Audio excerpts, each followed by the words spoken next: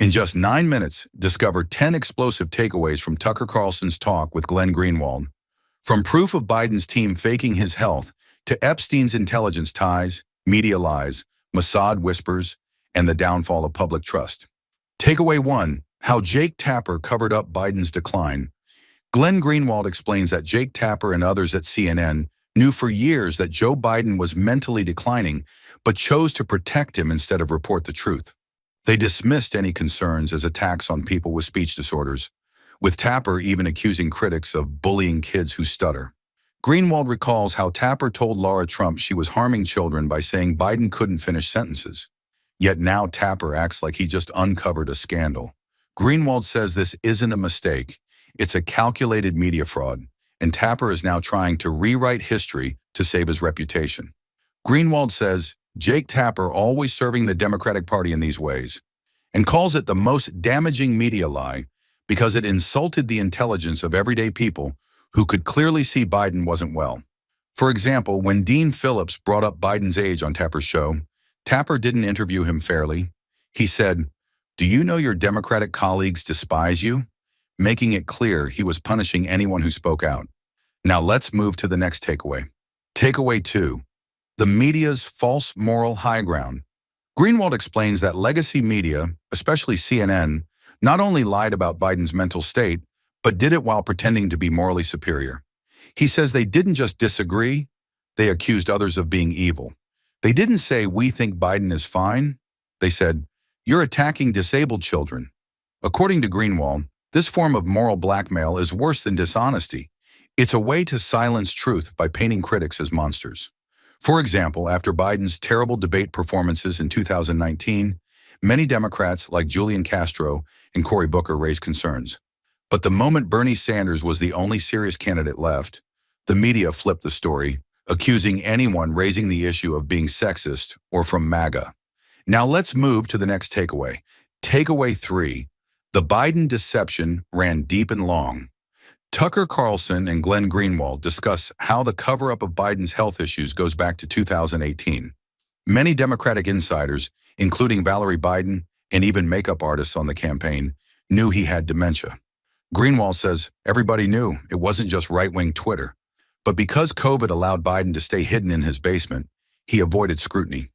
The media used that time to sell the idea that he was sharp and healthy, even calling him the best version of Biden ever, which Greenwald says is state propaganda. For example, Valerie Biden told a mutual friend she didn't want Joe to run because of his mental condition, but that didn't stop the campaign. Now let's move to the next takeaway. Takeaway 4. Why legacy media can't be trusted. Greenwald says the corporate media has no credibility left. They do not correct mistakes or admit their lies. Instead, they blame others and try to pretend they were fooled. In Biden's case, they now claim they were victims of the fraud, blaming his inner circle. But Greenwald says that's nonsense. They were the ones who perpetrated the fraud, and now they're pretending like they're the ones uncovering it. Jake Tapper is now touring with a book claiming he discovered Biden's decline through investigation, which Greenwald calls justifiable nausea. For example, Tapper hired a crisis PR firm, the same type used by celebrities caught in sex or bribery scandals, to manage the fallout of being exposed as a fraud. Now let's move to the next takeaway.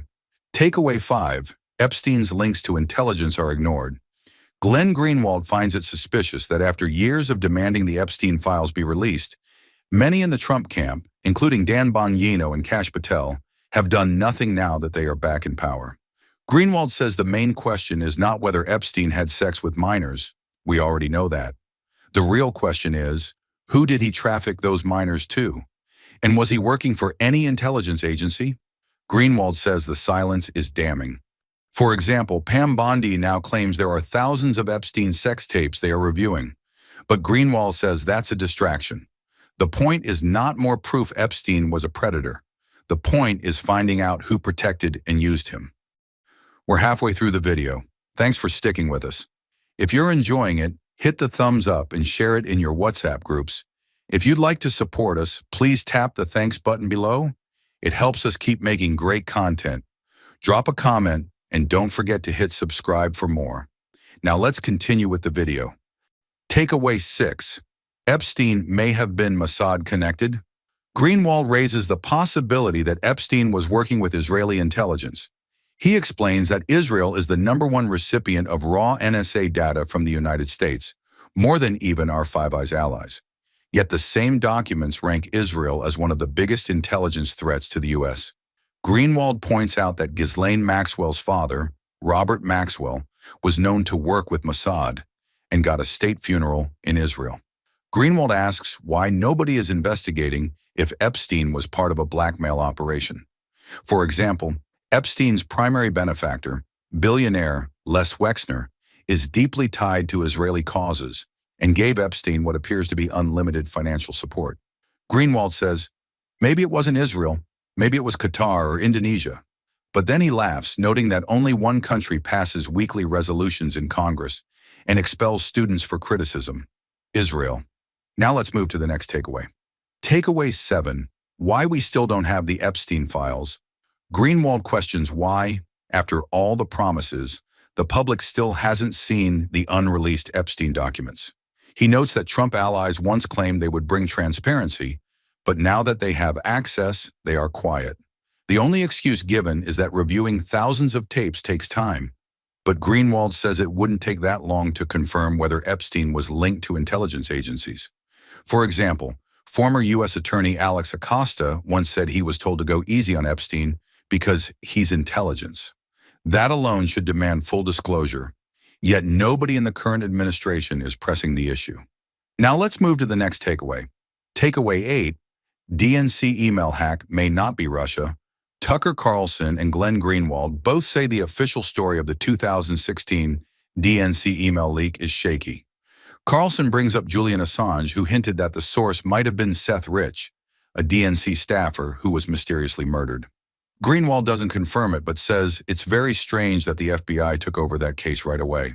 He also says the media refuses to ask basic questions about why the files haven't been verified independently.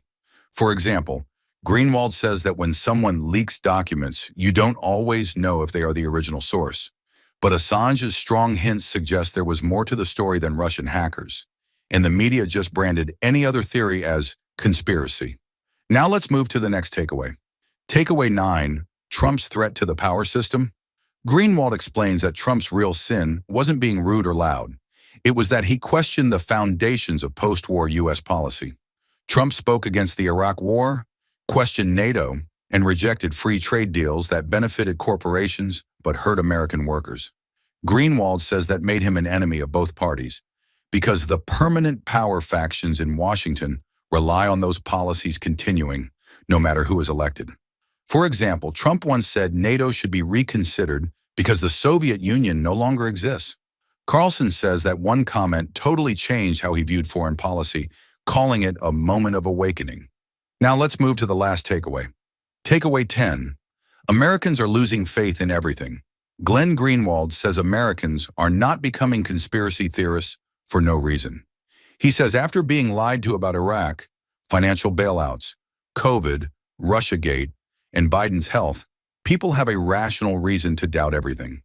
He says the answer is not to suppress questions, but to offer transparency. Without it, people fall into anger, cynicism, and eventually the belief that nothing is true. For example, Greenwald compares this to the refusal to release JFK assassination files. 60 years later, key documents are still hidden. That leads people to conclude that the government lies to protect itself, not the public. Thank you for watching. If you'd like to support this channel, hit the thanks button below. It really helps us keep going. If you enjoyed this summary, please leave a like and share it in your WhatsApp groups. To join discussion about this video, drop a comment below. And for more videos like this, hit the subscribe button below.